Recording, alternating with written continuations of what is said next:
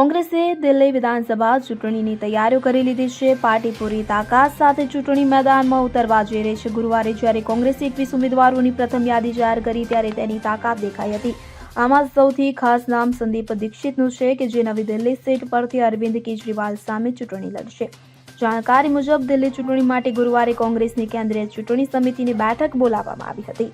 આ બેઠક બાદ પાર્ટીએ 21 નામોની પ્રથમ યાદી જાહેર કરી હતી, જેમાં નવી દિલ્હી સીટ પરથી સંદીપ દીક્ષિતને મેદાનમાં ઉતારવામાં આવ્યા છે. આ સિવાય દેવેન્દ્ર યાદવને બદલી સીટ પરથી ટિકિટ આપવામાં આવી છે. સીલમપુર સીટ પરથી અબ્દુલ રહેમાનનું નામ પસંદ કરવામાં આવ્યું છે કે જેમણે એક દિવસ પહેલા જ આમ આદમી પાર્ટીમાંથી રાજીનામું આપી દીધું હતું. કોંગ્રેસે નરેલાથી અરુણા કુમારી, બુરારીથી મંગેશ ત્યાગી અને આદર્શનગરથી શિવાંક સિંગલે, બદલીથી દેવેન્દ્ર યાદવ, સુલતાનપુર મજરાથી જય કિશનને ટિકિટ આપી છે. તેમજ કોંગ્રેસની બેઠકમાં સીલમપુર સીટ પર અબ્દુલ રહેમાનને ટિકિટ આપવામાં આવી છે.